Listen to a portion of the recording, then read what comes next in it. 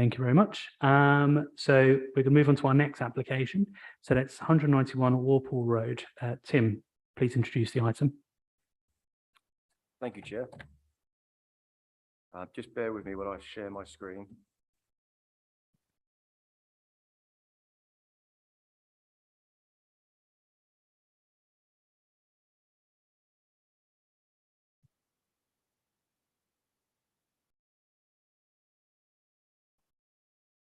Thank you, Chair. Here you can see the site set out at page 154 of the agenda is the site description. So Worple Road and Constitutes Road, frontage buildings, including commercial at ground floor and flatted units above. The corner property here has had extensions, 2-story and single-story to the back to accommodate 2 dwellings. And then here you have 2-story terraced housing. That's a closer look at the site. So the site relates to the rear area of land and is accessed through this alley, which provides access for service into the rear of these units. This is the approach, the alleyway, effectively. This is looking within the site, and this building here is to be demolished and a 2-story building to be put in its place. So there's that again, that building to be demolished, and a view towards the properties on Constitutes Road, and you can see there's a single-story extension here. This garden is subdivided into 2. About here, the photo included it, with the rear part being for the other unit. Again, a view of the rear of that property. So a view from the frontage. This is the part 2-story, part single-story extension that was previously carried out. So 1 dwelling here and another small dwelling here. And this is the view from slightly further back. So the site is within a conservation area, and paragraph 2.7 shows the constraints, the planning constraints. The proposal, if I take you through the plans, at the moment you can see the ground floor is a restaurant, and this is storage space associated with the restaurant in that shed that's to be demolished. So the idea is that a 2-story extension, top floor being a flat, and the ground floor being an extension of better quality to the restaurant instead of the shed. This is the revised layout plan. So separated from 7.2 meters to the rear facing flats here. You can see the rear building line and then the single-story extension of the terrace property there. This bit here is set back. That's following an officer request. It was a very marginal relationship, and if you imagine if this house here had another house next to it with a extension on the back, that would be around here. So this is significantly set back in terms of what you might consider regular for a normal suburban street. I appreciate the ground floor was not on the agenda, but it is here. So you can see the ground floor effectively fills that space with steps to the first floor flat here. And then this is refuse and cycle storage for the flats. This is the originally submitted plan. So a larger area, and this bit has been cut away in order to further reduce the impact on the neighbor.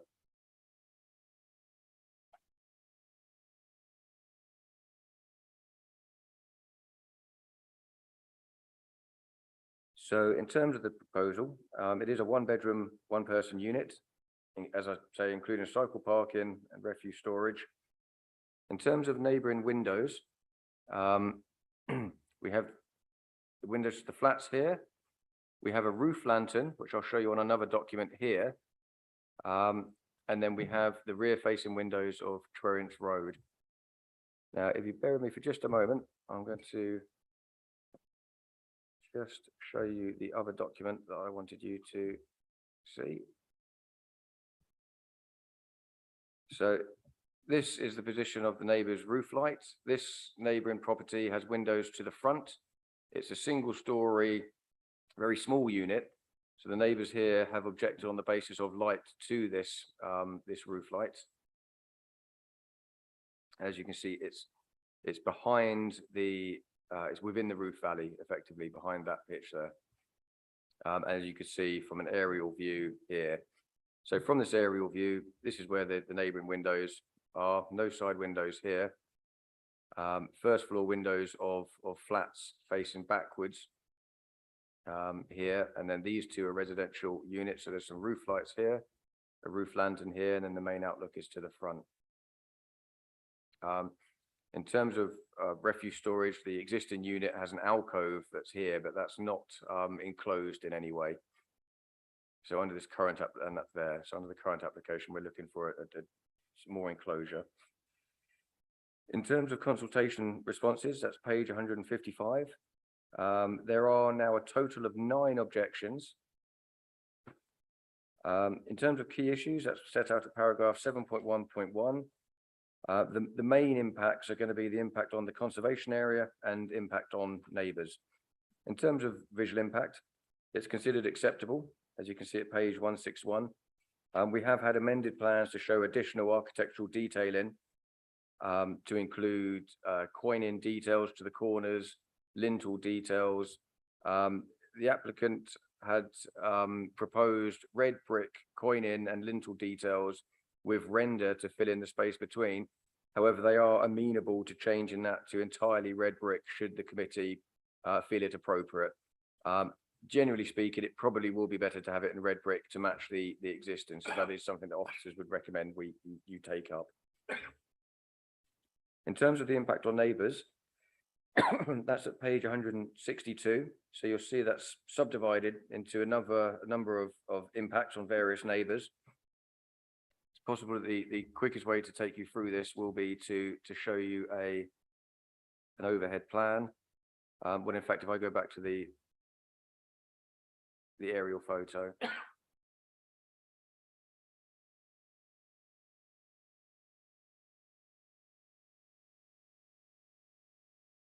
Okay, so the flat would largely be in this position here, cut away here, so the impact on this property would be negligible. In terms of the impact of rear-facing windows, the separation distance is considered more than sufficient to allow a reasonable level of outlook. And if I take you to the section drawing or elevation drawing, you can see that a line of or a splay of 45 degrees wouldn't interrupt the building. I think it would be something like 30 from this closest edge. So there's still going to be a significant amount of light that's able to enter from above. All other matters are considered acceptable. I would direct members to the mod sheets and the details therein. That includes the agent's offer of red brick, and they also include some indication of the sustainability measures that they would need to provide by condition. They've also responded to the representations or issues raised as representations. The recommendation is for approval as set out in the agenda and mod sheet.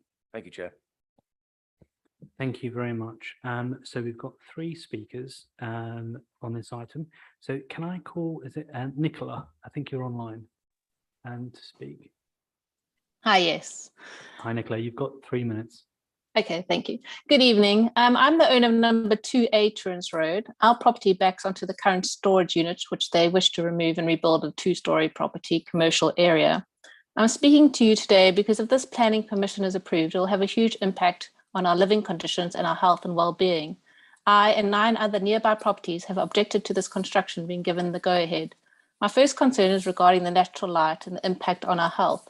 My home has a lantern skylight as there are only 2 windows to the front of the property, and this is our main source of light. Our home is a 1-bedroom apartment and has an open plan living, dining and kitchen, as well as my desk as I work from home. The skylight is over this main living space. The proposed 2nd story would block out all our natural light in the morning. This would adversely impact our health and mental well-being. My second concern is regarding our privacy. In the latest plans, it mentions there will be a glazed window to the front of the 2nd story towards Trins Road, but there's nothing mentioned about it being a fixed shut window, as anyone could easily open it and look into our home through the skylight, invading our privacy. We're also worried about the noise from the second story coming through our skylight windows, especially in summer. The ground floor extension is now listed as a commercial area, which means this could be used for extra seating. If this occurs, then there'll be a huge increase in noise from this itself, as well as additional noise from bins being filled, emptied, and collected, as well as a number of deliveries each day through the back door. The restaurant is open 9 a.m. to 11 p.m., which means that the impact from this additional noise will not be isolated to a small number of hours in the day. There's likely to also be an air conditioner unit installed, which would be on during the day and create a lot of noise. I cannot see any recommendation for a higher standard of sound insulation between ourselves as well as 2B to the commercial ground floor. My neighbor, number 2B, is also very concerned as he works from home and has a young child. The second story would also look disproportionate to the surrounding buildings and out of character, as it is a very small space at the back, leaving a very large structure in the middle with houses and flats looking down onto it, and all the surrounding neighbors have agreed that it would not fit in with the conservation area. The proposed back door to the restaurant, as well as the second story entrance, will lead directly out onto the accessway. However, this is used by vehicles to go to the back of the property, and this will be a very tight fit. Should this not be clear at all times, as it should be used as a fire escape route for the surrounding houses and flats, especially seeing as a shell garage is only meters away. I hope that you take these extremely worrying concerns regarding noise, privacy, natural light, and our health and well-being into consideration. Thank you for your time and listening to my objections. I did also want to have more time. I just wanted to note, I also wanted to build up quite a long time ago, but the architect spoke to the conservation officer, and apparently it has to have a 3-step effect, being like corresponding to the church. So we were told that we were not allowed to build up, just to let you know. Thank you. Thank you, Nicola. And I suspect that an application from you to build up may be forthcoming then. Can I ask Daniel to speak as well? Is Daniel online as well? Yeah, hi. Thanks for your time. I live at number 2 with my wife and 2 young sons. I'd like to thank the planning officers for, despite the lack of communication, clearly taking on our representation objections earlier in this process. Our main concern is that the access way that Nikki just mentioned, and as Tim previously called an alleyway, is just that. It looks pretty clear to me that this new dwelling is going to have its main entrance on this alleyway. It's not a public carriageway.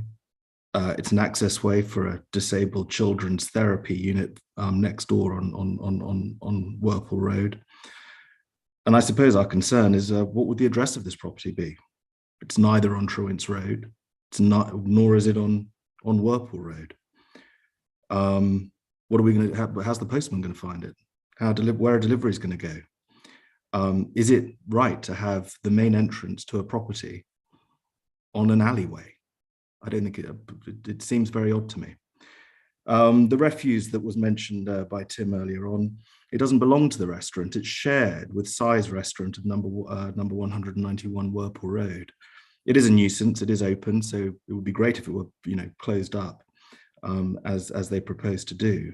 However,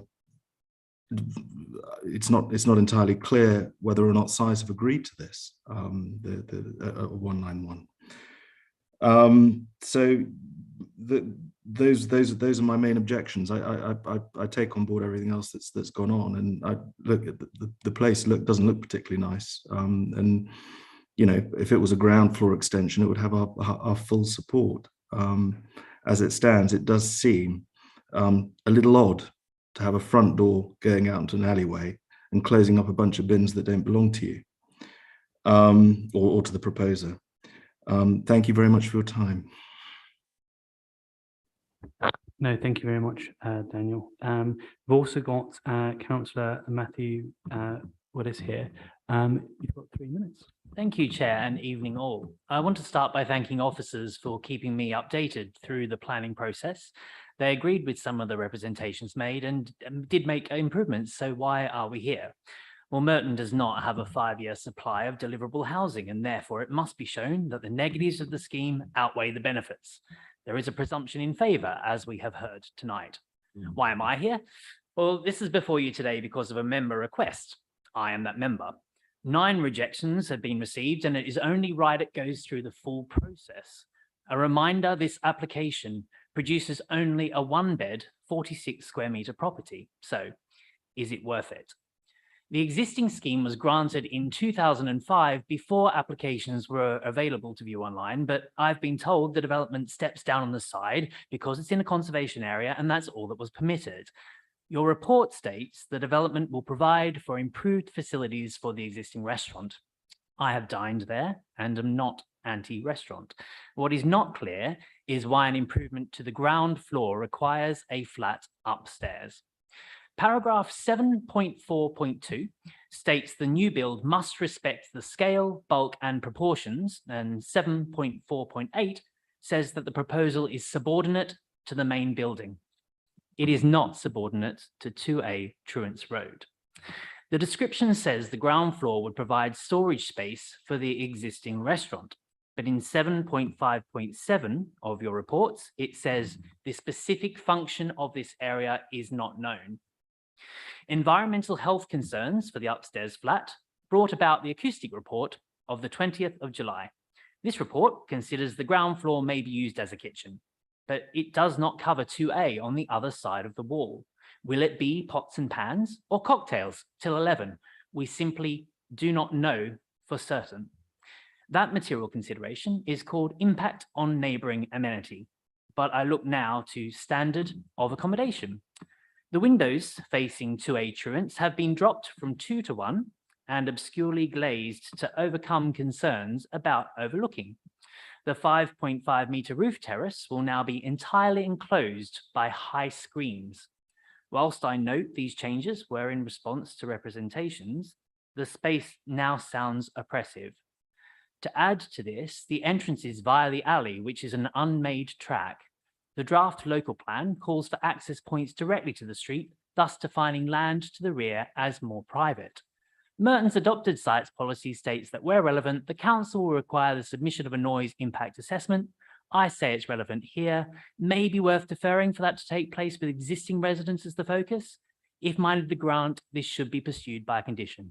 In closing, I note the design and access statement in front of you says the flat will have a roof light to create space, lightness and volume. I'm sure the builders of 2A Truants said the same.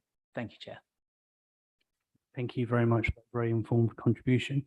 Tim, do you want to come back on any of those points? Particularly be interested in Nicola's points about the fixed window and any existing provision for during build for respite, because of it sounds like she works from home a lot. And Matthew's point about consideration of the draft local plan in relation to this versus the existing plan.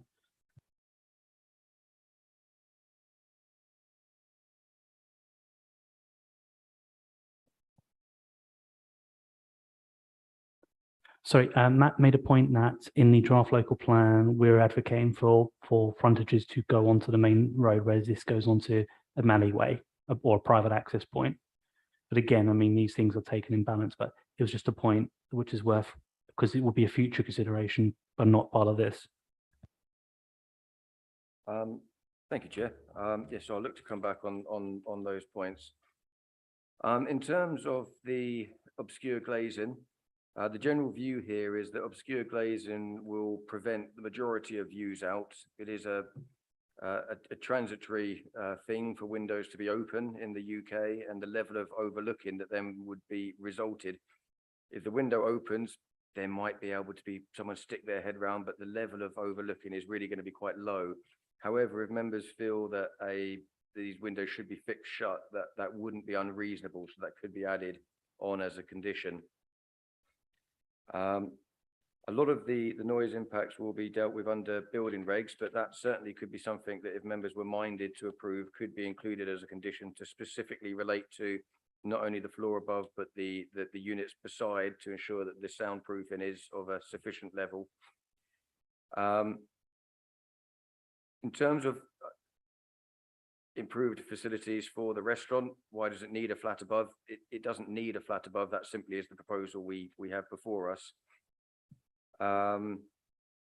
In terms of the use of the area at ground floor. Whilst at some point they've indicated it as storage space, it would simply be part of the restaurant space. So we wouldn't have the ability to restrict it beyond that. However, the noise impact statement can look at the worst case scenario of it being the kitchen, were it to be changed in the future.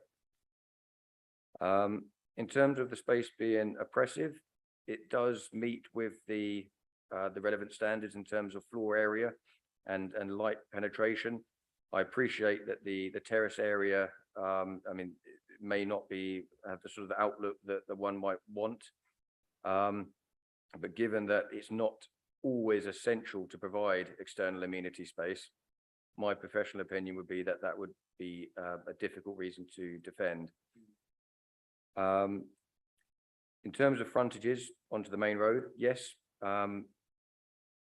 urban design guidance will talk about natural surveillance, legibility, and those sort of things are always encouraged and helped by frontages onto the main road. However, a lot of applications that Merton deal with are known as windfall sites, so there will be backland development.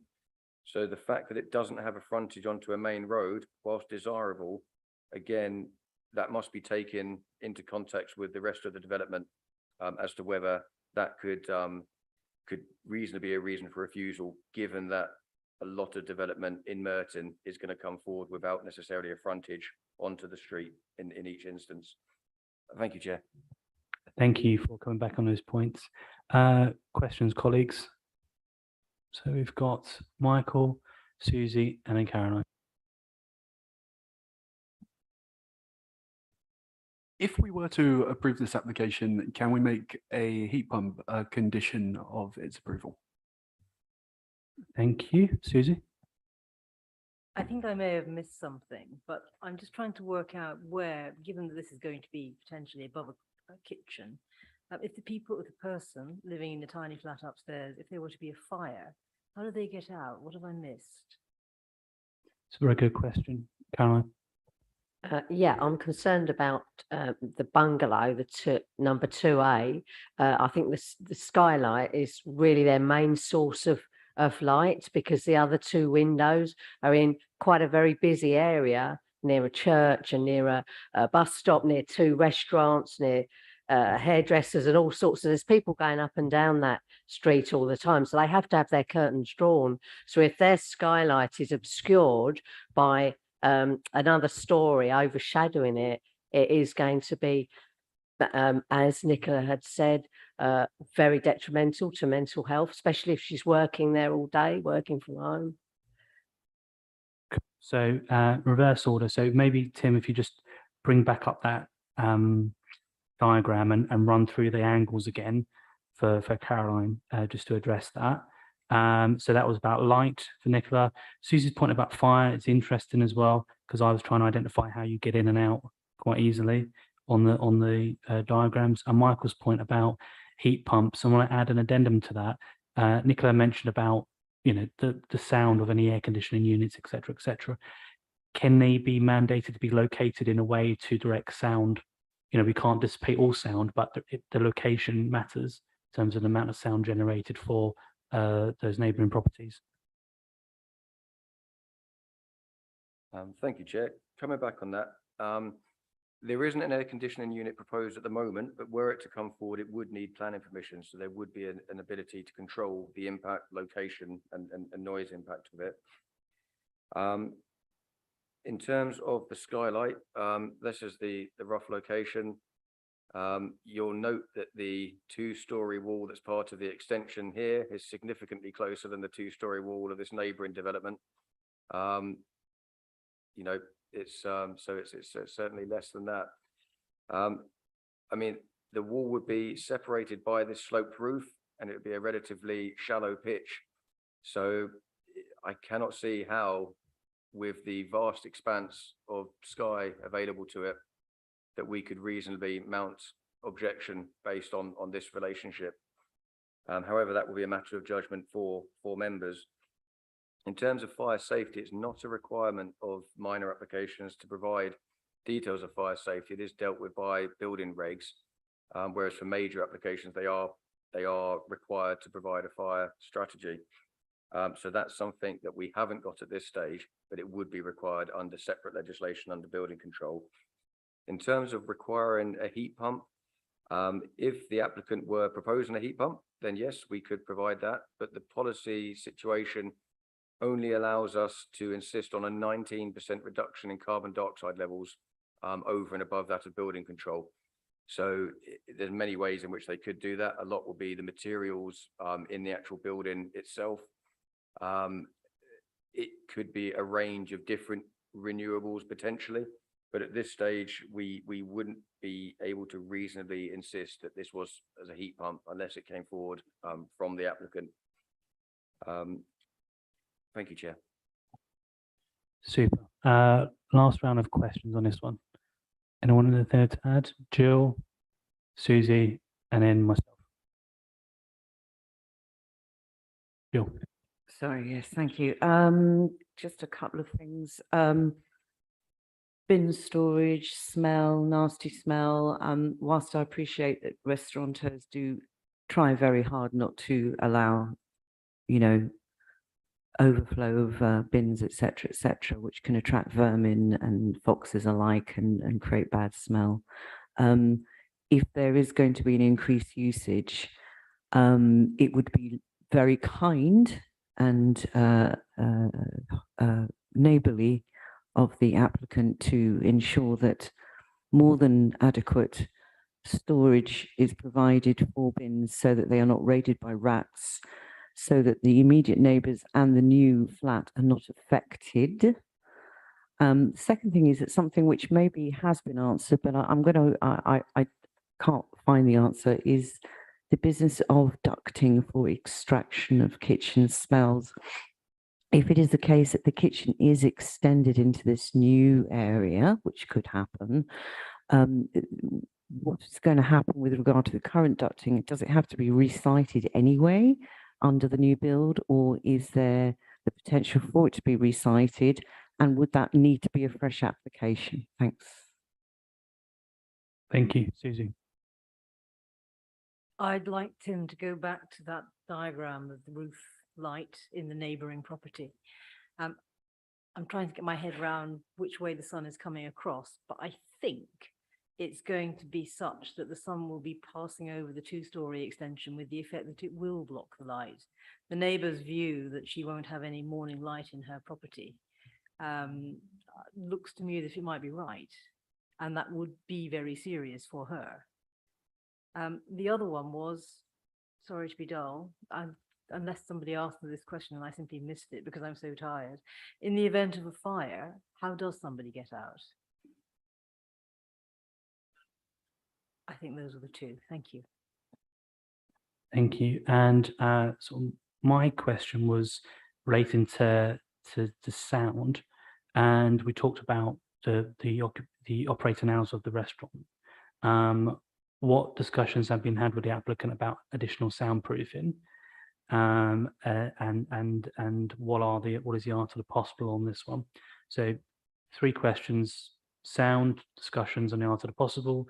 Susie's points about just reiterating about the light, but also fire and how much of a material consideration that is in relation to this application, not bearing in mind common sense.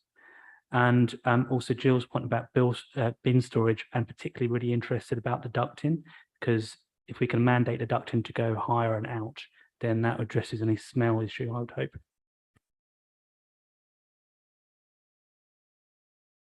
Thank you, Chair. Coming back on those points, as I say before, we can have a condition for sound insulation to the neighbouring properties. In terms of discussions with the applicant about sound and noise impact, there has been some to-ing and fro-ing between the environmental health officer and the applicant to require certain elements to be covered in their noise statement. So he has raised no objection to the proposal in terms of noise impact. However, as I say, we can have that condition on. In terms of light, obviously we're looking at sunlight and daylight. There will be a marginal loss of morning sunlight because of the orientation. It is a matter of judgment officers conclude that this impact would not be significant given the amount of daylight able to get into the room, so the overall impact of the lighting in that room would be minimal.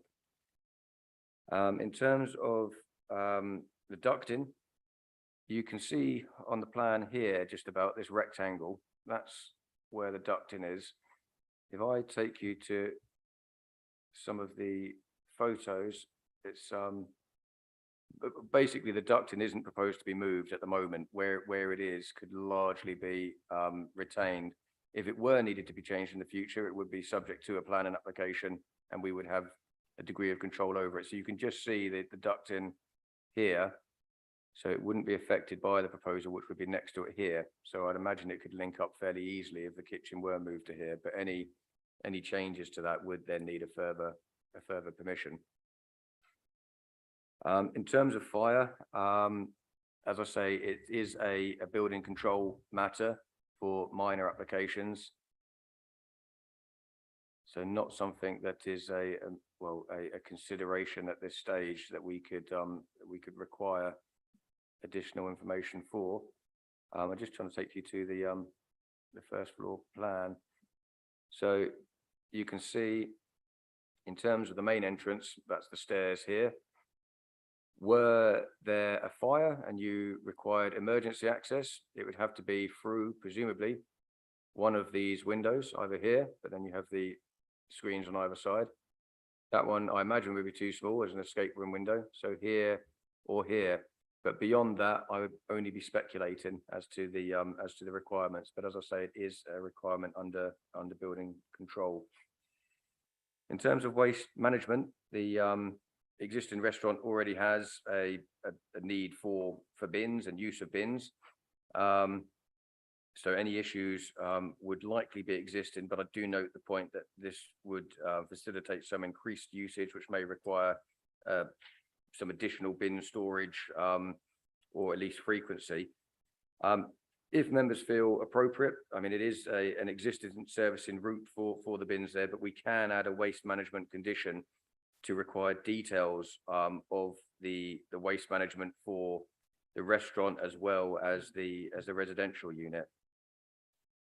And that's all of my responses. Thank you, Chair. Thank you, Tim. And it's just good to clarify, I've just gone into the design statement that the ducts actually go, it ducts out the back and then over onto the roof itself. So if they're not being moved, then that seems to accommodate it. Depends on the volume of air extracted, if that needs to be readdressed. Okay, comments? Susie? I'm afraid I'm going to vote against this one. Everything about it just strikes me as too much. It's too much bulk in a small space.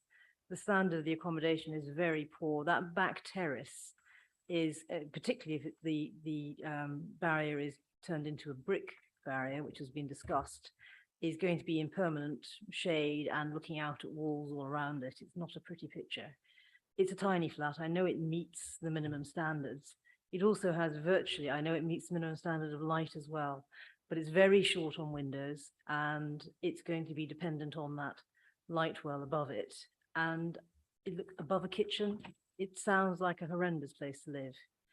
So, and it also, I'm very concerned about the impact on neighbours of, this could be a kitchen, it could be a busy restaurant, it's going to be right beside them.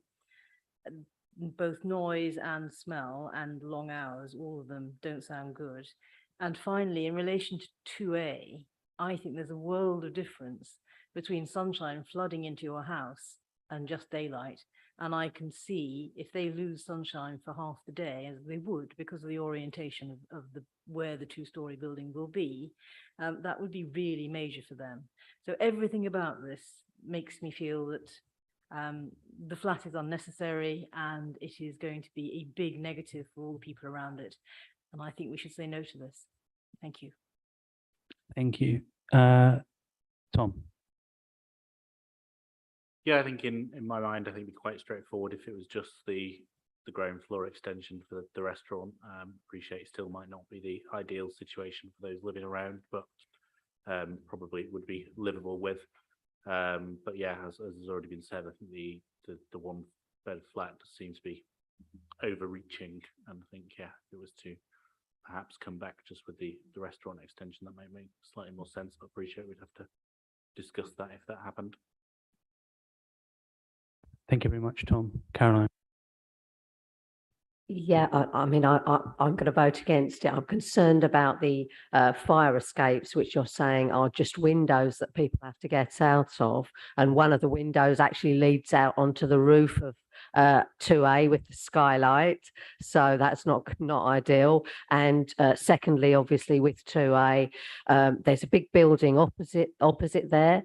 It's a very narrow alleyway, and the house, the white coloured house that's just there, is overshadowing the skylight anyway. So I'm going to definitely vote against this.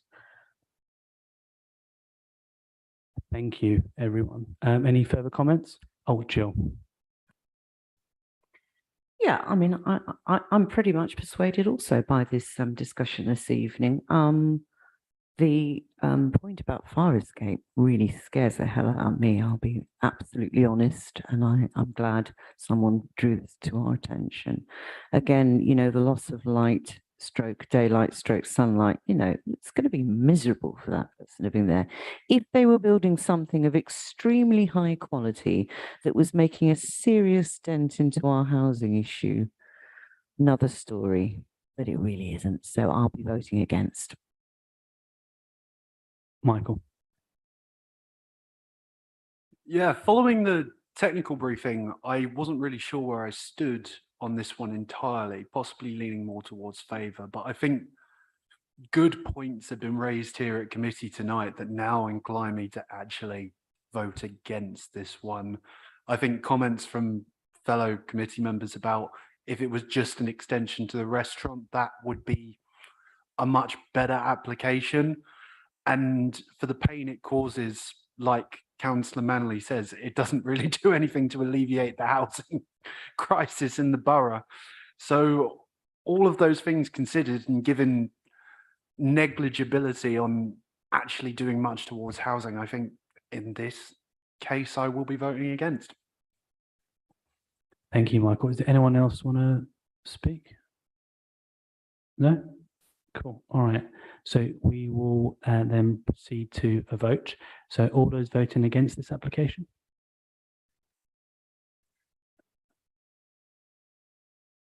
5, Chairman. 5 not voting? 2, Chairman. Vote in favour? 2, Chairman. It's not carried. Okay. So we're going to need a decision why. Is there no? Can I make a suggestion? Of course.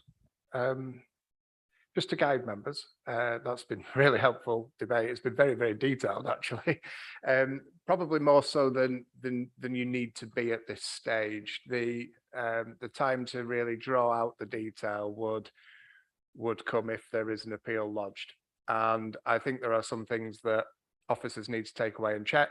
For example, I'm not sure what the fire situation does not look great, I have to say, on the plan, but I'm not sure what building control will say about that. So there are perhaps the finer details to check, in which case I would suggest to members that a fairly high level reason for refusal based on some broad categories would be fine, would be appropriate for the meeting and fine for officers to take away. And the themes that I'm picking up are that this is essentially an overdevelopment of the site.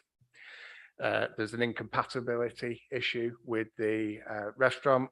It would result in poor standards of amenity and impact on neighbours. And if members are okay, you know, if that's okay with members, we'll go away and draw up a reason around those 4 broad areas, unless you want to add anything. May I Susie? add one? Yep. Which is simply the poor quality of the design of the flat, in addition to the amenity. Tim's just said, actually, funnily enough, visual impact as well. Spot on. Yeah, thank you. Good point. So everyone who voted against agrees with those conditions. Super. So can we just take a vote on that? So vote, you know, on those. Yeah. 4. So sorry, Amy. Thank you. For refusal, with those reasons, can we please vote? 6, Chairman. 6.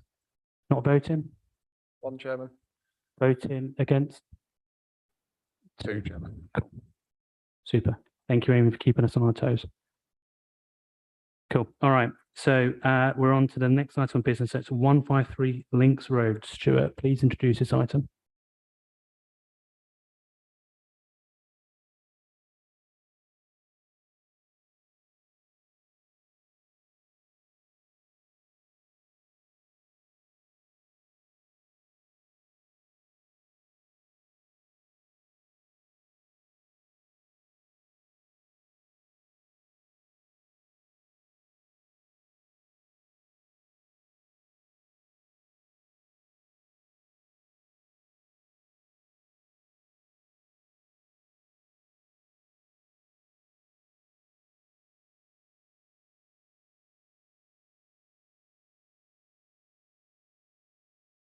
Thank you, Chair. Okay, the application before members is 153 Links Road in Tooting. This is the application site here. So the application is for proposed change of use of the single family dwelling house into a 7-bed, 7-person HMO.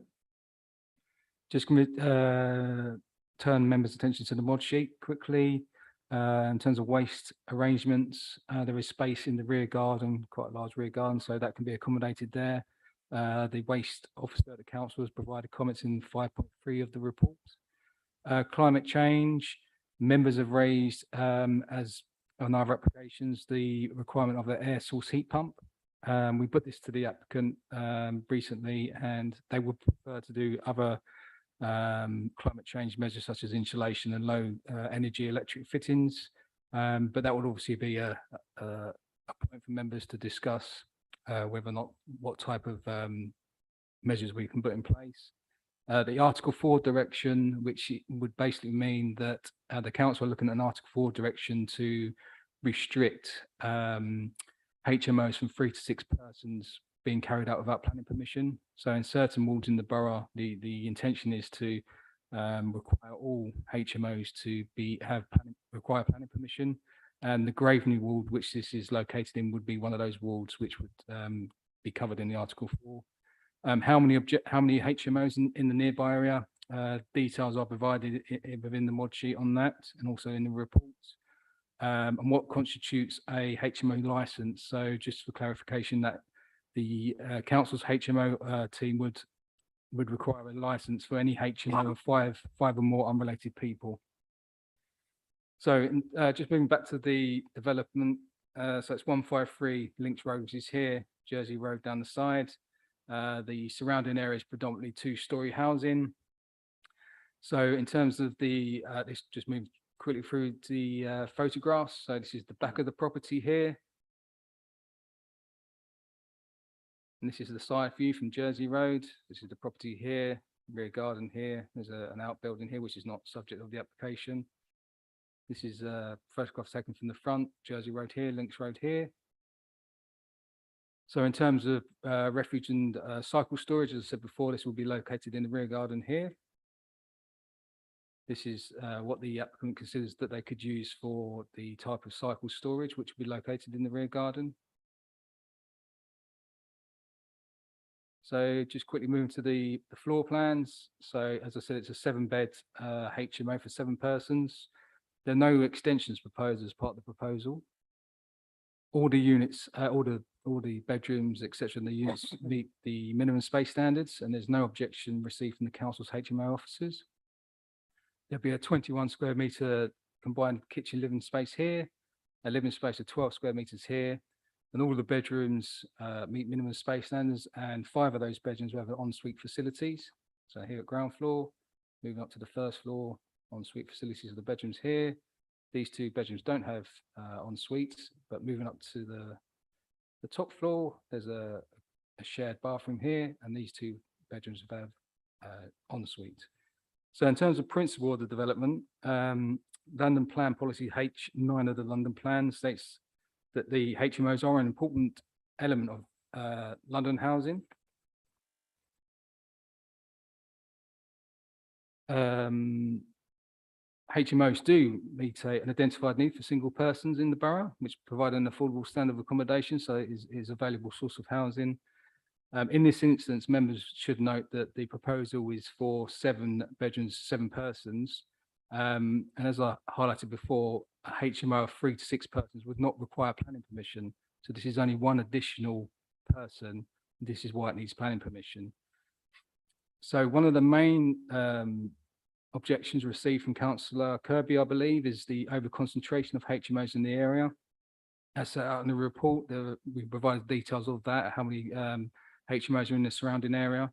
This will be the 6th one on Links Road, which would be 2.5% of the housing stock in Links Road. As I said before, the council are looking to introduce an Article 4 direction in this area. So officers overall consider that there is limited evidence to justify that there's an over-concentration of HMOs in this area. The scheme would be subject to a permit-free development. It's within PTL score 2, in close proximity to Tooting railway station. It's worth noting that whilst they need planning permission, we can impose the permit-free requirement.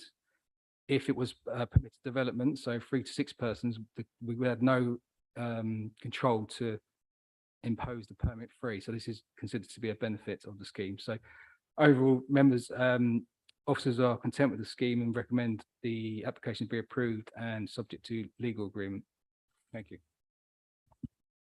Super. Thank you very much for that introduction, Stuart. We have Councillor Kirby on the line who called in this application. Linda, do you have?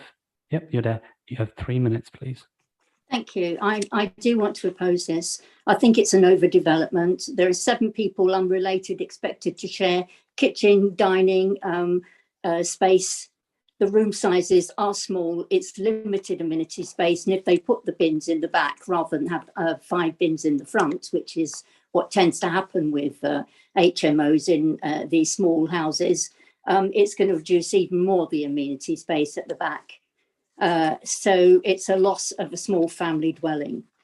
I would say under DMD2, not to have an undue negative impact upon neighbouring properties in terms of quality of living conditions, privacy, visual intrusion and noise would be my reasons for turning this down. The government allowed HMOs in 2-storey buildings in October 2018, and since then our areas like Graveney have been plagued with them. Our small family dwellings are being either converted into flats or HMOs for developers to make a huge amount of money.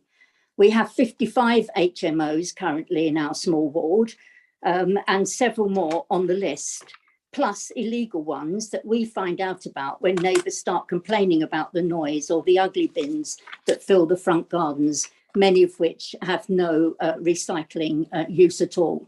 So it's no surprise I'm opposing this. An HMO for 7 people, each paying around £690 a month, will bring the landlord in around £6,720 a month, paid for generally these days by housing benefit that should be used to build social housing, not line the pockets of developers. So I would say it's changed dramatically our area. And no matter of objections from us as councillors have been able to prevent this onslaught of slummy developments in our area. There's no national landlord registration scheme or rent controls. It's become a local nightmare for us. And I'm really glad that Merton's seeking an Article 4 direction. But meanwhile, here comes another one, another HMO for our area. I do hope the panel will turn this down this evening. We have the most HMOs in the whole of Merton. The amount of work and time and energy we as councillors have to put in with dealing with the issues that arise from these is unbelievable. I leave it with you. Thank you for allowing me to speak. Linda, thank you very much for that passionate defence of your local area and community. Stuart, do you have anything to add on that? Just a couple of points, Chair. In terms of overdevelopment, as I set up in my presentation, the HMO to 7 persons, it's only one additional person that could be done without planning permission, 3 to 6 people. In terms of bins in the back garden, we can condition that bins are moved somewhere else in the front garden, for example, then they will be in breach of the planning condition. Enforcement action could be taken. It's worth noting that no objections have been received from neighbouring properties as part of the consultation. In terms of how much money the landlord make, that unfortunately that's not a planning consideration that we can take into consideration. Thank you. No, thank you for feeding back on that. HMOs do provoke a strong response because we deal with their the positives and also the negatives. Colleagues, questions? Sherry-Ann, Susie, Dan. Sherry-Ann. Hi, I'd just like to ask about the application in terms of policy on amenity and how this relates to this application and whether or not it's policy compliant on that, or if there is any policy on amenity on this. And just the kitchen living room size sort of in relation to the number of people. Are there any sort of policy things that we're complying to or not compliant with? Are we exceeding the guidance on that in terms of the space provided for a living area that is not a bedroom? Thank you. Good questions, Susie. I was just thinking about the number of HMOs in the area. The figure of 2.5% reflects all those that are registered because they are 7 or more people, but all the HMOs that exist, 3 to 6, won't be included in that figure, nor the illegal ones. Have I understood that correctly? It's a good question. I think you're right. Let's find the answer. Dan. I wanted to back up what Susie said and what Councillor Kirby has said. In my experience of being around this area, there are so many unregistered HMOs here. It has completely changed the nature of what was once a residential area. My question relates to paragraph 7.4 IV. I note you use a statistic from 2007. Is that the statistic that is considered up to date to inform our decision making? Another question I would like to ask is, this building here, have the internal works to the housing already been completed? Is this application submitted after the fact? The person has already changed the house? Because that is important, because under planning policy, we need to ensure that HMOs are properly managed. And if this is someone who runs fast and then tries to fix things later, it gives doubts in my mind as to whether this is a fit and proper person to approve a HMO. Thank you. 3 good questions. So in reverse order. So is this retrospective or proposed? And the point about statistics, paragraph 7.4 to 2007 stat, do we know of an earlier, a later up-to-date source? Susie's point about what's our awareness about the number of HMOs in the area to build that 2% stat up, and Sherry-Ann's point about what is the spectrum of policy compliance on all these in terms of amenity, but also the the kitchen room size, etc., etc.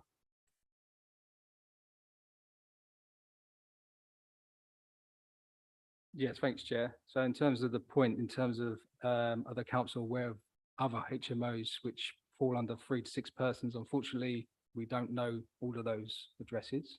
So you're quite right to raise that. In terms of 7.4, the update 2007, I believe that is the most up-to-date report that we have. In terms of the standard of the accommodation, the council does have a guide in terms of the sizes of bedrooms and also living accommodation. The development does comply with those standards, and the council's HMO officer has confirmed that they have no objection to the scheme because it meets those standards. It's maybe worth noting as part of the Article 4 direction that the council will be working on a new SPG guide for HMOs, so to try and boost up the standards. So that's something that we are looking at.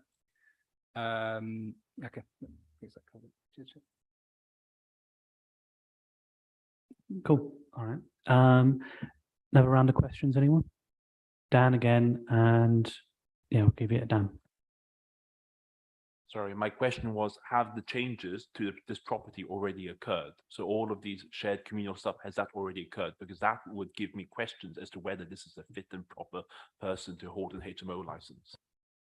Yeah, sorry, I forgot to answer that question. Yes, it's a proposal. So as far as I'm aware, that hasn't taken place as yet. There was you might note from the application in the committee report, there was a previous application from the applicant for certificate of lawfulness for the HMO for 8 persons, but that was refused because HMOs for under permitted are only for 3 to 6 people, hence why the application before is for 7 people for planning permission.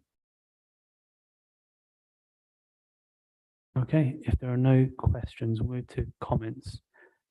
Ed. Thank you, Chair. I'd probably just like to back up Councillor Kirby.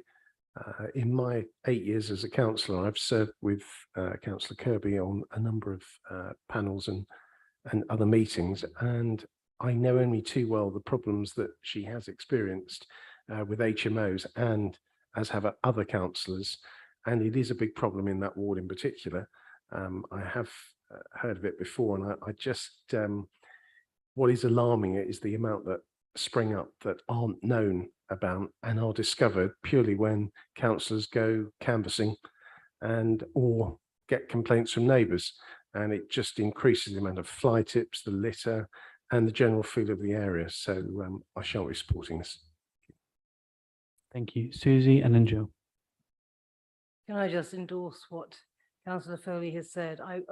Given that there are no objections from neighbours, my initial response to this was that I would be voting for it. But actually, listening to my colleague Dan and to Councillor Kirby and to Councillor Foley, I've come to the conclusion that this is one we shouldn't be granting. Thank you. And Jill. Yeah, you see, this is where Article 4 needs to hurry up and get sorted, because we know that if we refuse this application, it's going to go ahead, but it's just going to be 1 bedroom smaller or whatever, and we ultimately have no real control over what's going to go on in there. So, and having seen photographs of the exterior, seeing the poor quality of what I've seen on that doesn't give me a huge amount of hope, I'll be very honest, with regard to enhancing the area on that level alone. I have to, on this occasion, now support my colleagues in no uncertain terms, particular Councillor Kirby. I think she makes absolute right comments about this, but landlords beware. Please take note. We're not going to stand for this much longer. I will be refusing. Final comments, Dan, Michael. I will also, perhaps unsurprisingly, be voting against this proposal. As Councillor Kirby has pointed out, and as I have experienced myself, this place is littered with HMOs. This one is a poor design. It has got no regard to amenity space. I have questions about the how it will actually work for people who live there. It's not just about improving houses, it's about improving good quality places for people to live in. And this is not one of them. So I have no hesitation in voting against this one. Michael, and then one more, Sherry-Ann. Yeah, I can't vote for this. HMOs provide a necessary need in our society, and when they are run well, they provide that need well.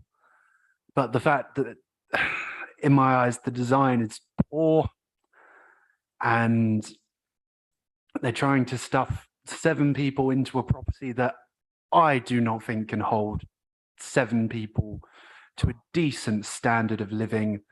Plus, and I know it's a material consideration, but the oversaturation of HMOs in the area, all of this combined just leads me to reject this application. So I will be voting against. Super. Sherry-Ann. Yes, I think I'm known on this committee for being in favour of more housing, and I have come to the defence of HMOs before, but I think this one is particularly bad for all the reasons that my fellow councillors have said, and Councillor Kirby has made some excellent points about HMOs in the area. But in terms of looking at the application in front of us, the amenity is not sufficient for 7 people. The size of the bedrooms aren't sufficient.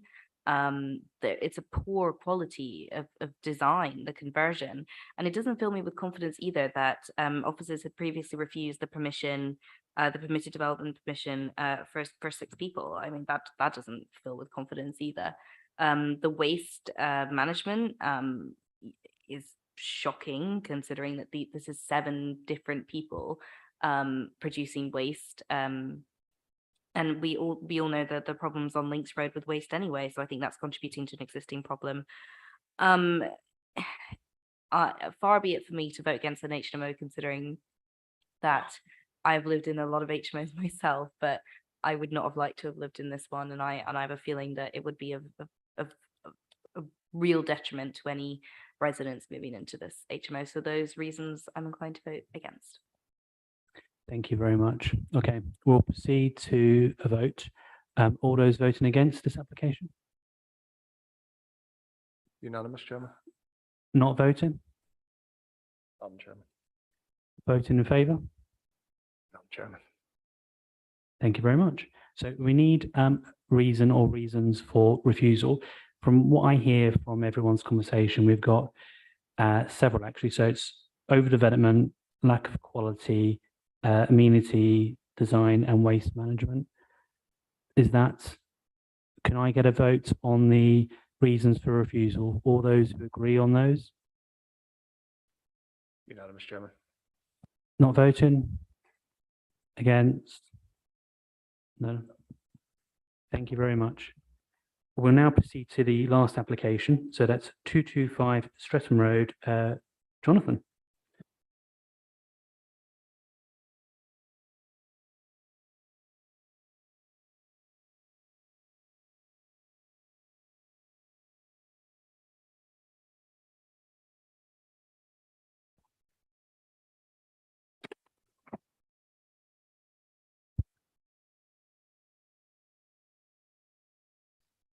Give me a moment, Chairman, I'll just find my notes.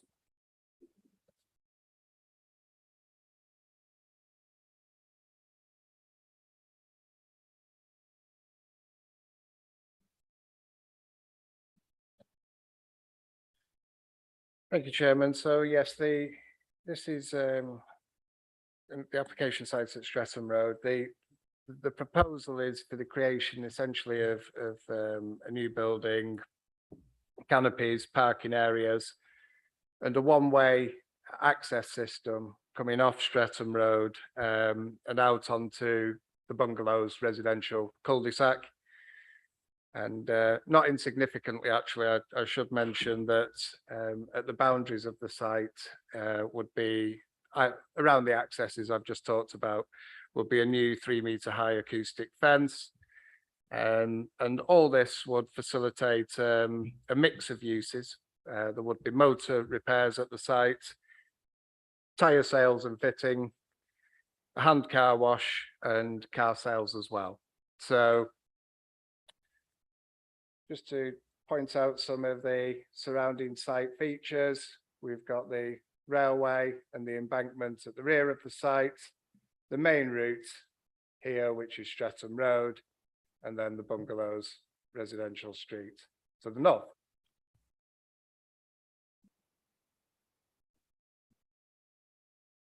Just taking you through the presentation, we've had some information about drainage from the site. That's not a particular concern of officers and not a main issue that we're going to be focusing on.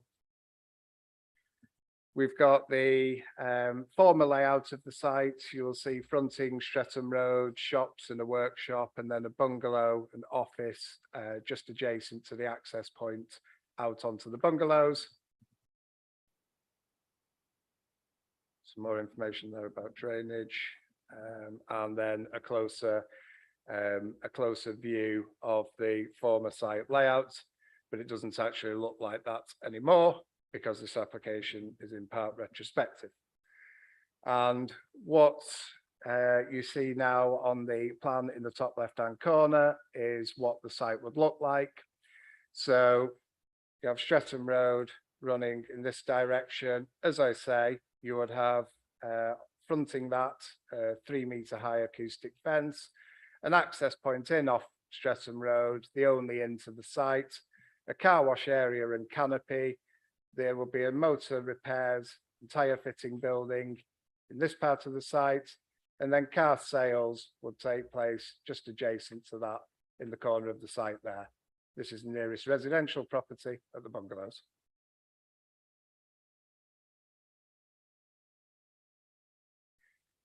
This is what the site layouts would look like. So again, in this corner here, that will be the car sales area. Then you've got the repair and tyre fitting shop. You've got some parking here. That would be associated with the car wash area. And then just some more parking just on the boundary fronting Streatham Road. And we've got some annotations on the plan just to give some more guidance as to what would be where. So you've got a couple of washing bays here. Please don't take account of the arrows on the site, because the idea is it's this one-way system in here and out there. Then you've got some cars parked here for clients who've had their tyres refitted, and more parking, car sales area here. Just some images as to what the built form would look like. So this is the side of the motor repair building, which will be adjacent to the car sales, as I mentioned. Then this is the opposite side where the cashier would be for the car washing waiting area. And then we have the front elevation of the motor repair unit.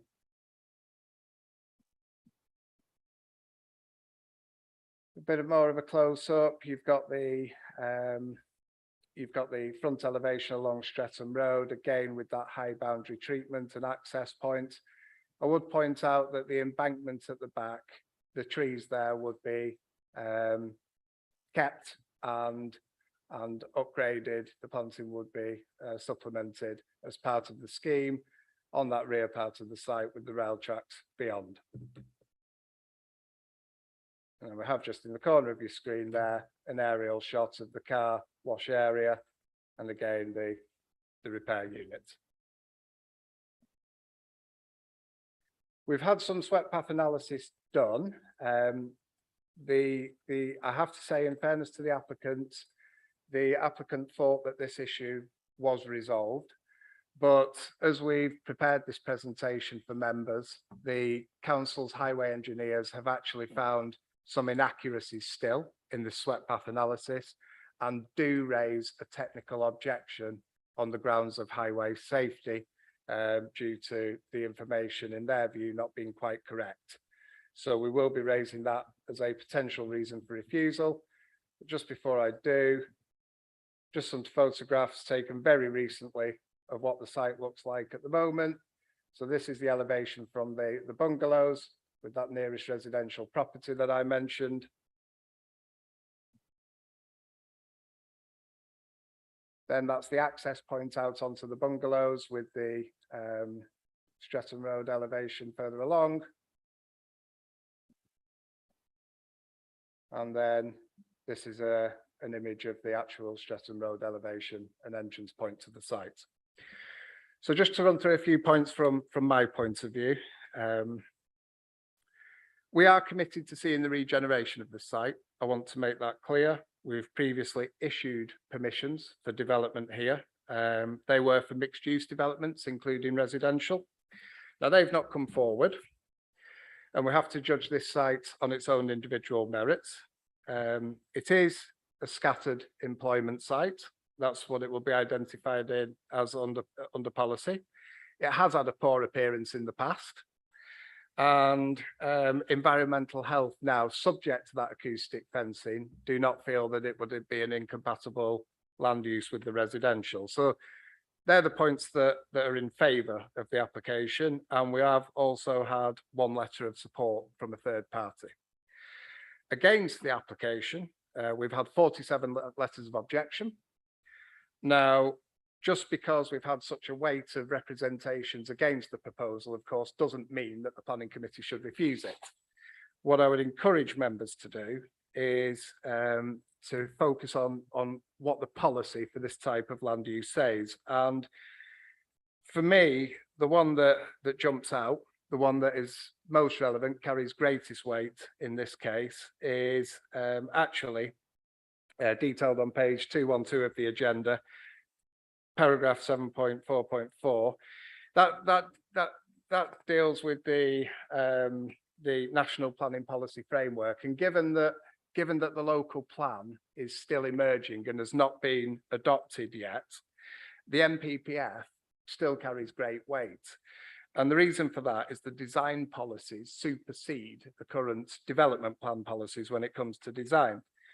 And what that policy requires is that developments need to be visually attractive as a result of good architecture, layout, and appropriate and effective landscaping.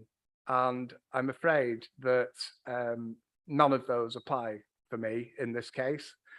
The architecture, there is an annotation on the site layout plan that I showed you when I was going through the layout that indicates that this would be, the motor repair building would be of a temporary style, but this is a permanent application. This is seeking permanent consent. Clearly, this is not the same architectural standard as the previous permissions that have been granted for the site. In terms of the layout, I have to say this is accommodating a number of motor vehicle related uses that in my view, are cramming them in to the site. There would be effectively a sea of hard standing in front of that railway embankment. I don't think it would be particularly attractive. And whilst the planting would be supplemented and enhanced at the rear of the site, that's not the case on the most publicly visible boundaries. There's no softening, there's no welcoming element to those street frontages. And I just don't think that's sufficient. And it's not particularly good for biodiversity either, which is something else that the planning system is aiming to achieve. So on the back of that, I would suggest to members that there are 3 reasons for refusal. I do not think that I think the appearance of the site would be harsh. I think there's not enough landscaping and softening. The acoustic fencing would hardly integrate the development with the surroundings. So I think there's a visual reason for refusal. I think there's a missed opportunity when it comes to creating net biodiversity simply by adding to what's already there at the back. And it has not been demonstrated that this site can be accessed in a safe way, and the highways engineers object. So I recommend to members that the application be refused for those 3 reasons. Thank you, Chairman. Thank you very much, John. We have 2 speakers on this. So we've got Councillor Kirby again, and then we've got the agent as well, Don McCabe. Linda, can I ask you to speak for 3 minutes, please?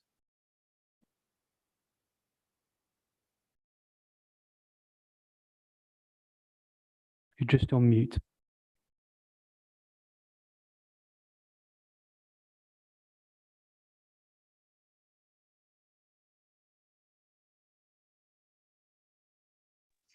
Right, can you hear me now? Yep, we can hear you. 3 minutes. Oh, good. Sorry, thank you.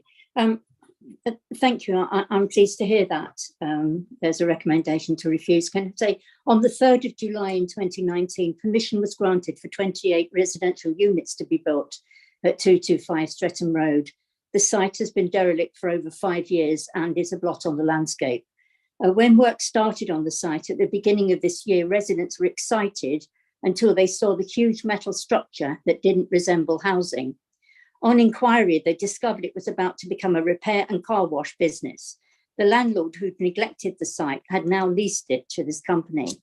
Residents reported their concerns to me and I engaged enforcement. There was no planning application, so they put in a retrospective one. Then they carried on working on the site at weekends and into the night, disturbing neighbours.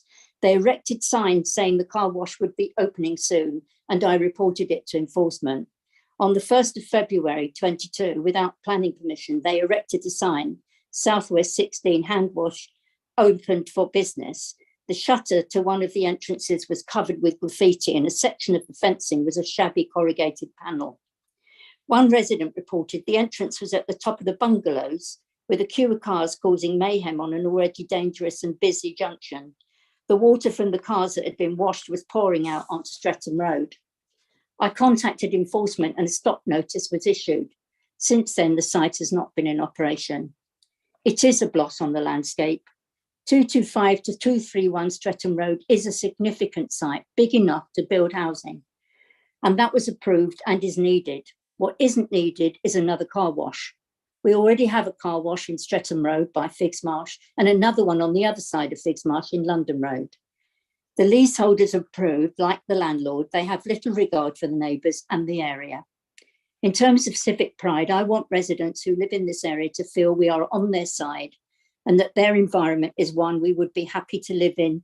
But sadly, the quality of their lives has been seriously impacted by the poor state of this site. I'm very pleased that the recommendation is to refuse, and I really hope that members will support that. Thank you very much, Linda, for another passionate defence of your residents. Can I ask the agent, Don McCabe, to speak? You had 3 minutes.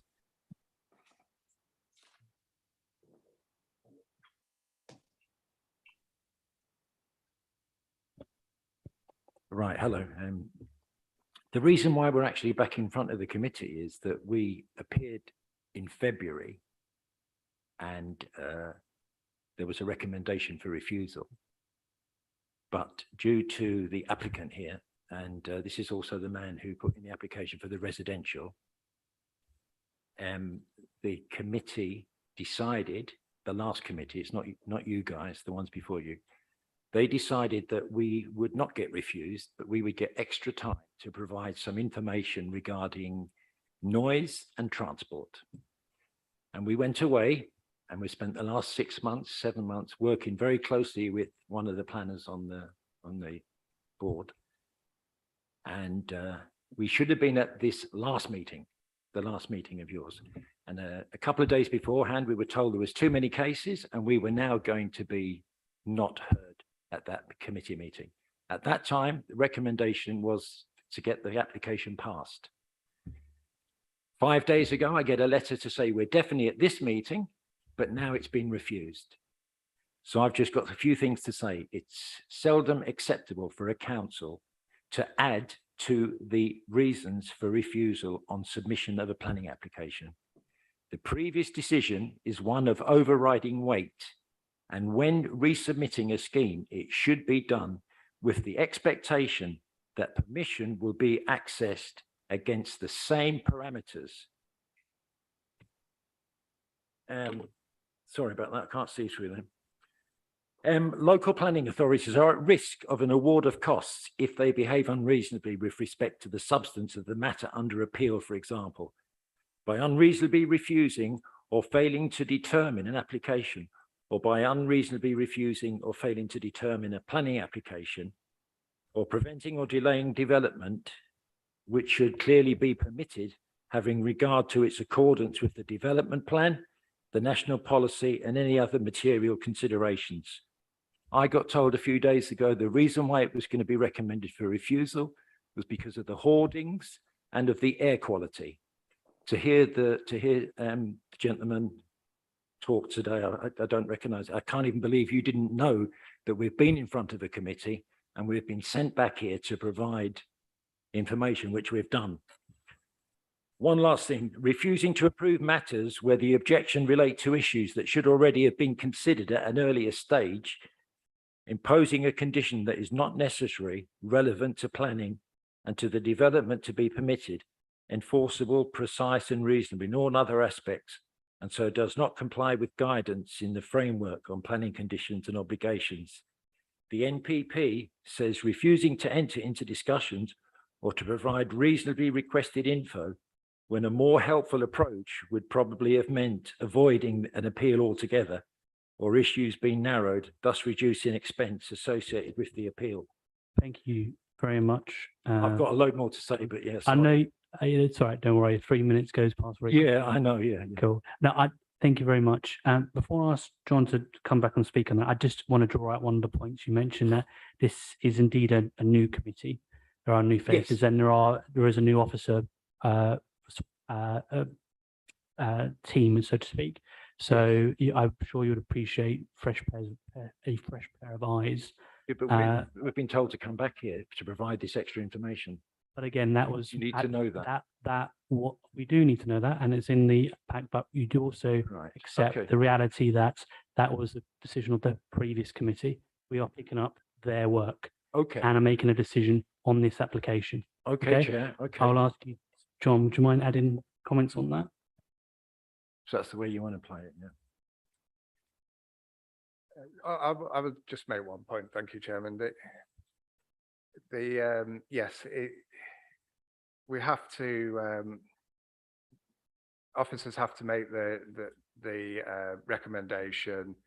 I'm now responsible for overseeing the recommendations. I was not at the time this application previously came before the committee, but I have to make it at this particular point in time with my view. The main reason for refusal is the visual impact and the extent of hard standing on the site and the acoustic barriers. The acoustic barriers are new. They are part of the reason that the environmental health officers are no longer raising objection, which they did last time.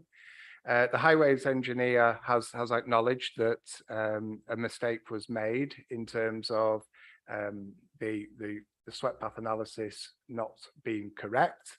So that was an oversight from the highways engineer. But what I would say to members is, for the main reason for refusal, this is subjective.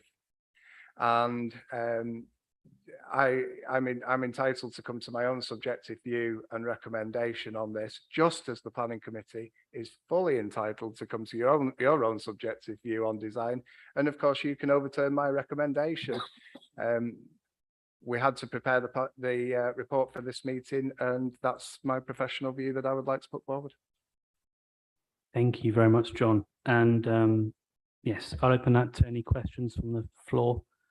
Any questions? One, Dan. Can you go back to the graph about the flow of the cars and talk a bit more about, was this something submitted by the applicant, or was this our officers who decided that there needed to be an update to this?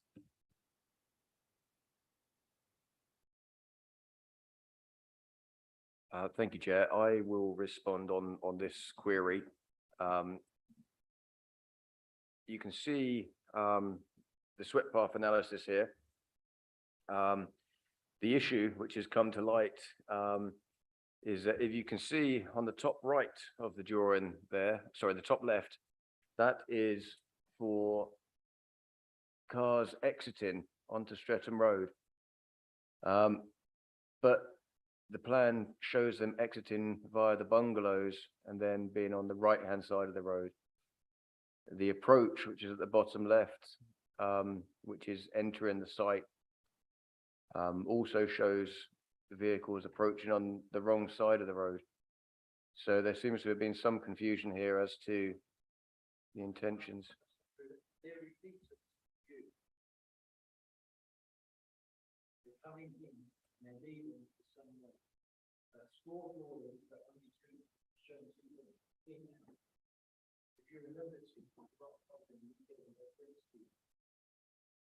Well, if you let Tim present it.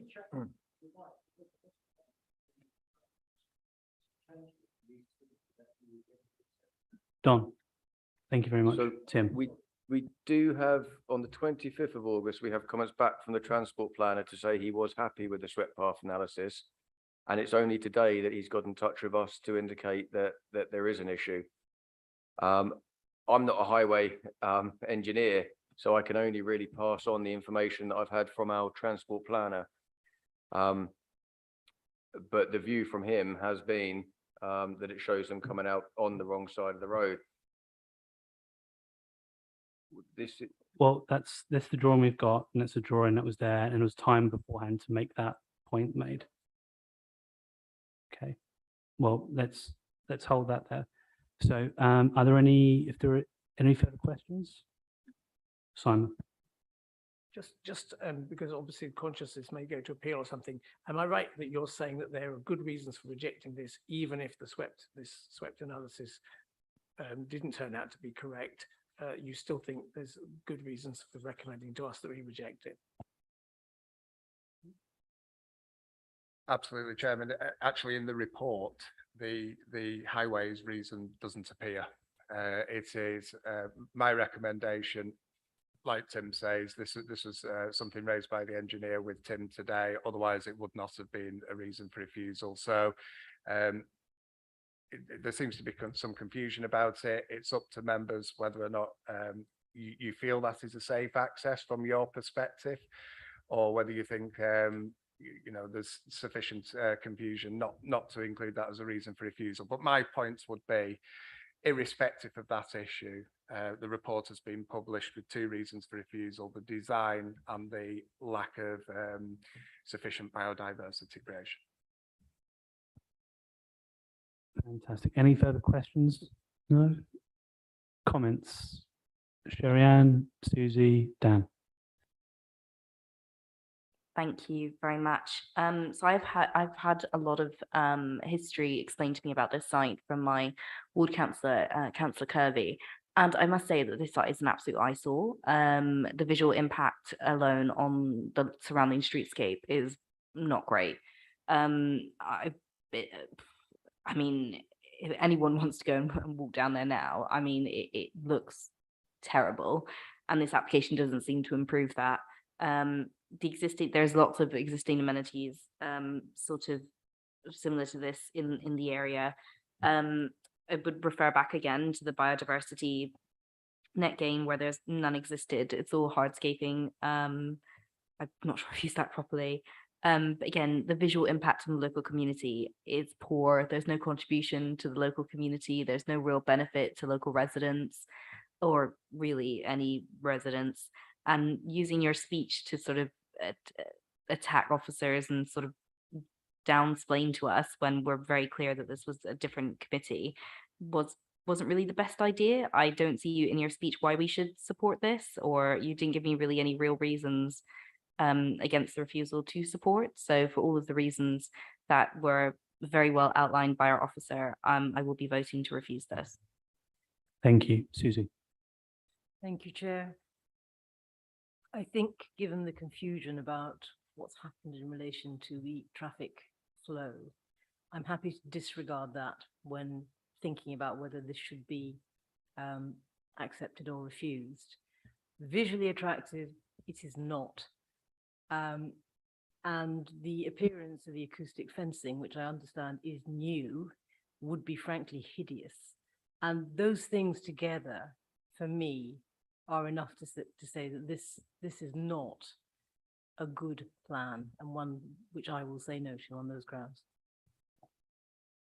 Fair points. Dan. I wanted to agree with my colleagues have just said. I also want to agree with my colleague, Councillor Bim. I was a bit put off by the tone in which we were addressed earlier today. And I note, the points that are made, is it acceptable for the council to add these conditions? I would say, is it acceptable to submit a proposal that is ugly, that does nothing to promote the biodiversity of our borough? We're living in a climate emergency, and a sea of hardscaping is not the solution. And I note the point about the council is at risk to an appeal and being awarded losses for earnings. But let me make a point right now. You are losing money. You have a application and planning permission to build shops and to build houses. You've been sitting on this instead, trying to retroactively and retrospectively get permission for something you are already doing. You're already putting up these signs saying the car was about to open.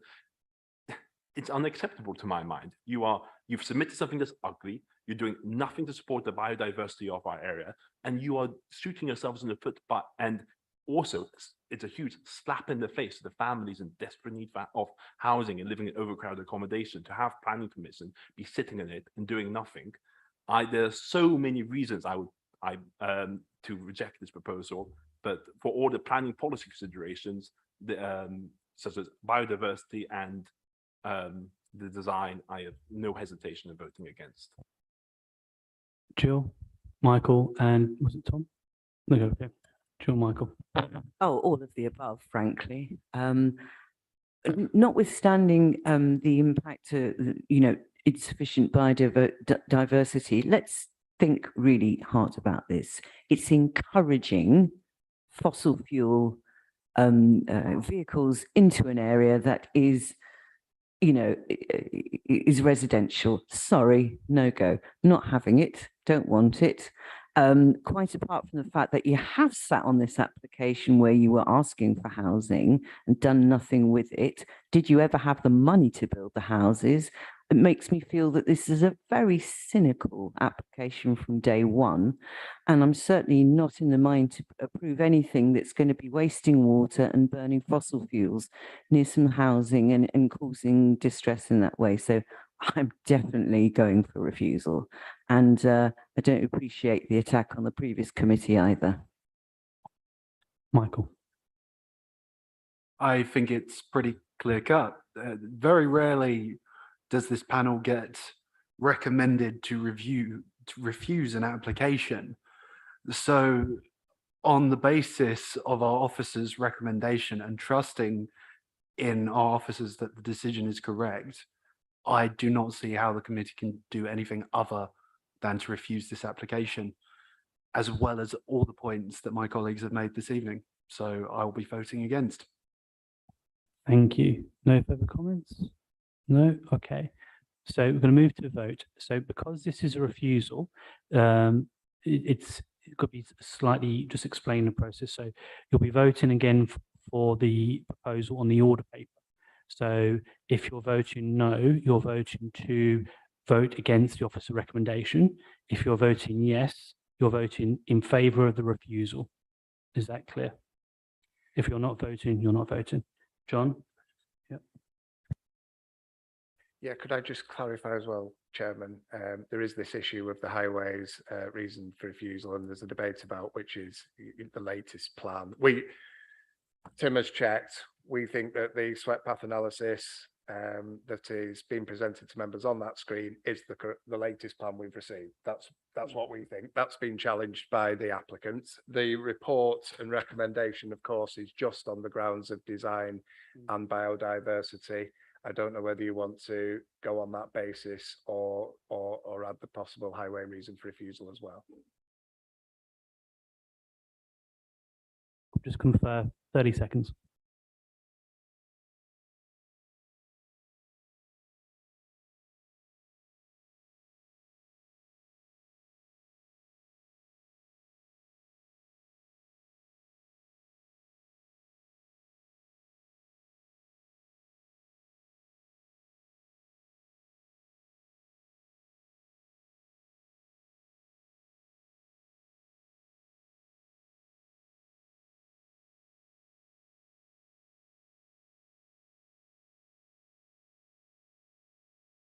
All right, sorry guys. So confirming John, what I think is best way forward then is to firstly, as we would on any condition, propose the additional condition for rejection, which is the highways issue raised by highways. So is there agreement to add that to the two conditions already listed? And John, could you just detail exactly what the highways condition was? Yes, my view, members, is that although there has been a challenge by the applicant on the basis of whether this is the latest plan, the objection from the highways engineers is that they do not have sufficient information to conclude that they should not object to this application. So I would recommend the inclusion of a third reason for refusal based on insufficient information on the access arrangements. And I think even if there's confusion about the latest plan, that would still apply. There you go. So in more succinct terms, and I can put it. So that will be the third. That will be the third condition. Do I get agreement that is a third condition added for refusal? Agreed. Fine. So we're now voting with the amended recommendation on all the paper, which is to reject it with the three reasons for refusal. So all those voting against the officer proposal, please say, sorry, all those voting against the proposal, not voting, voting in favour of the officer proposal. Unanimous, Chairman. Thank you. Thank you very much, everyone. So we're now going to go to the next item of business, which is a 5-minute update relating to Galpins Road incident. John.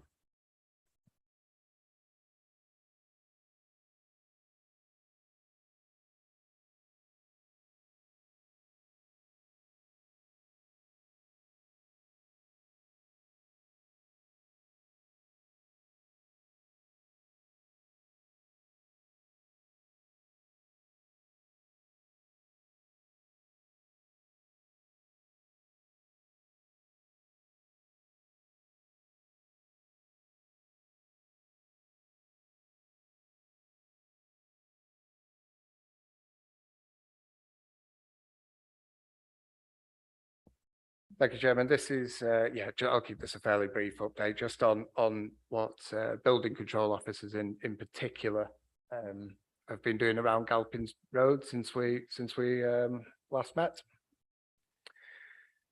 So following the last planning committee, the building control team leader and I carried out a number of routine safety inspections in the red exclusion zone on Tuesday, the 4th of October. We were allowed to go in, we were there almost as quick as we could have been. We were allowed to go in from Monday, the 3rd of October. So we were there the following day. By that point, the site, the red exclusion zone, most of it had been handed over from Southern Gas Networks, from their inspection to the police. So the police allowed building control to go in, and also the contractors for both the police and the council, Waits Construction. And we examined all of the properties between numbers 262 and 288 Galpins Road. They're on the even side, obviously, opposite the blast site, and I'll explain why just as we go through the photographs. On the back of those inspections, we produced advisory letters, bespoke advisory letters for each of the residents to say what was wrong with their properties. They have essentially each fell into one of three categories. They had loose roof tiles, broken windows, or they were okay. Some had a mix of both, actually, both loose roof tiles and broken windows. But we made sure we identified what was the case with each property, wrote them a letter, had that ready for handing out at the community meeting, which the chairman attended with me. That was held on Tuesday, the 11th of October. So, but it wasn't an easy job, because we found many dangerous elements to many buildings, and I'll just take you through those site visit findings. So this is the blast site. This is at 255 Galpins Road, obviously on the odd side, and you'll see you'll see there the division between the odd side and the even side. That is still very much the forensic investigation site, and will be until the 28th of October. Those properties are clearly in a very bad way, and from what I gather from today's latest news is that there are now 2 properties essentially demolished. But oddly enough, whilst the blast site is like I say, those properties have been very, very badly hit.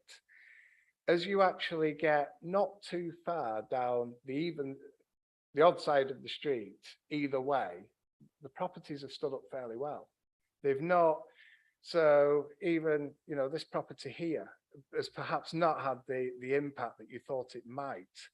And what we've found, you never know quite what direction these things are going to take. But what we found is that the properties opposite on the even side have taken a bigger hit, really, from the blast. So this is an example of a property across the road, and you'll see there that there are windows missing, and there's one of those frames actually is broken on the ground floor as well. And of course, these properties are still in the state because we've not been able to go in from 10 weeks on from when the residents left that morning.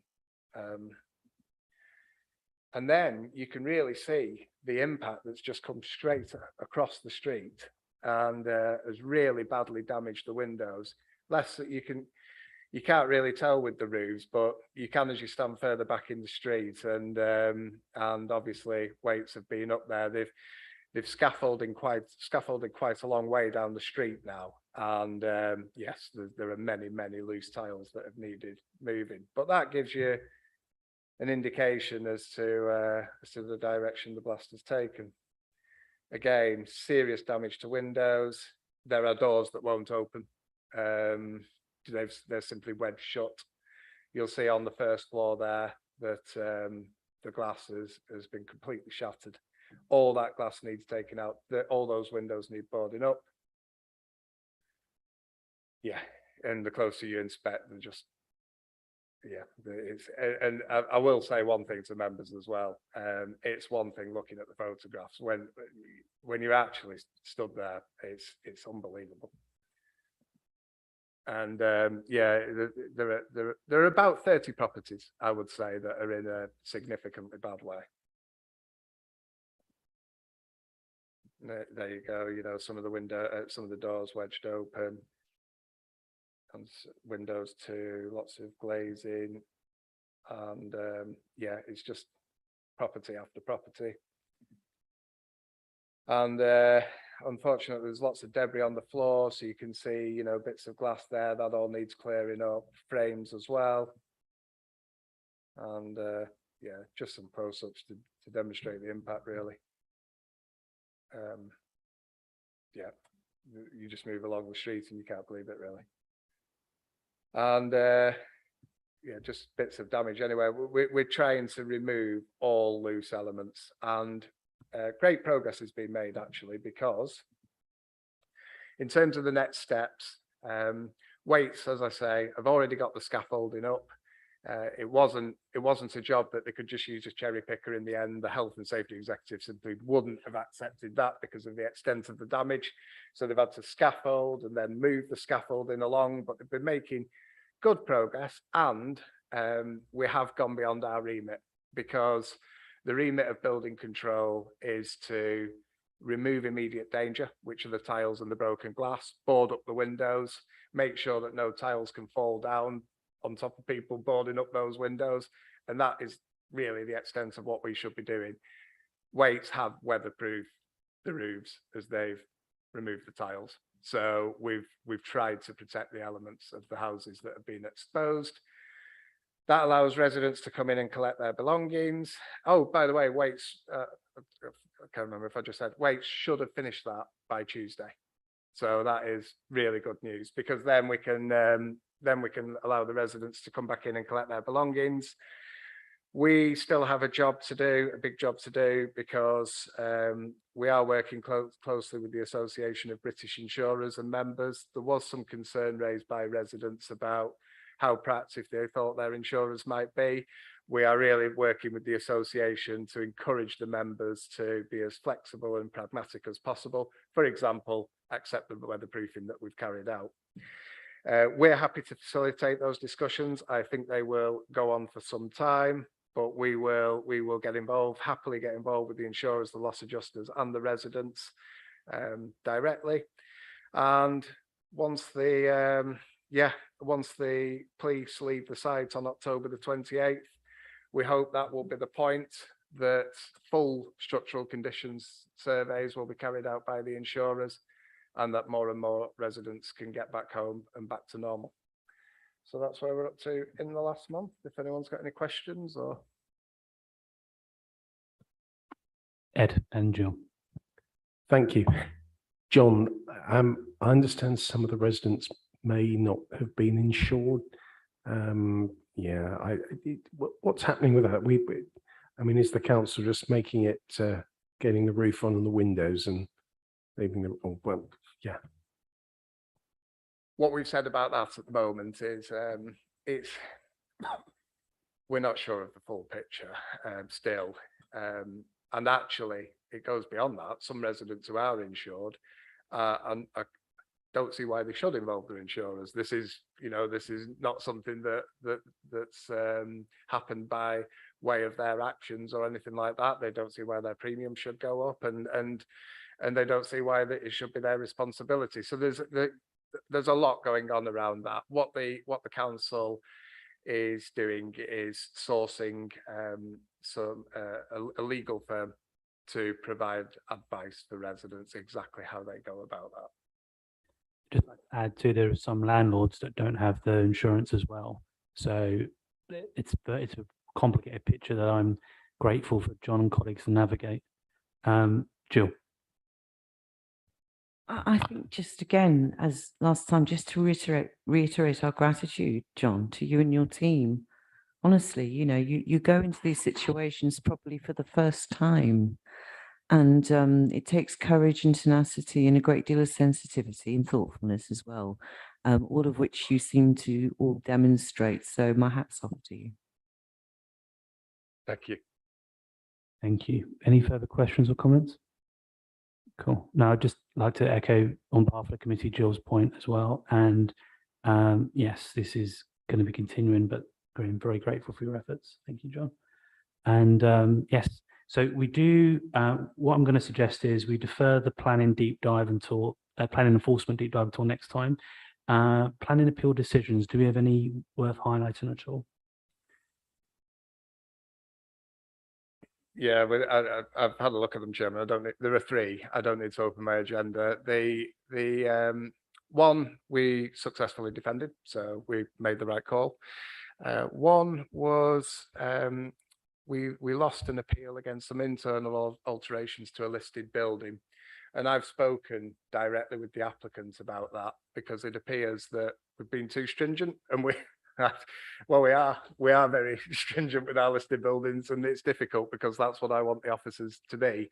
But in this case, we've been found to have made a decision that the inspector doesn't agree with. So I've reached out to the applicant, which is the right thing to do in those circumstances. And they have some outstanding discharge of conditions applications with us that I will try and resolve promptly on the back of that now. So at least we're being proactive on that basis, but we might just need to be a bit more flexible, particularly when it comes to internal alterations in grade 2, not grade 2 listed buildings anyway. So, and we also lost the third appeal, and that was against a large advertisement sign. And again, I struggle to fully apologize for refusing large adverts, but again, that's something that we'll need to review. Perhaps we've been a bit too stringent, but I'm less concerned about that because when we are judged on the quality of our decision making, it really is in the context of minor and major planning applications. Advertisement applications are dealt with under separate advertisement regulations, and it's just one of those things. I think that one. Super. No, thanks for passing on those lessons learnt. Probably something to do for the new year in terms of us and sort of having a review and how we tweak our own approach. But it's good to know about the internals of the grade 2 as well. Yeah, we'll keep that in mind. Super.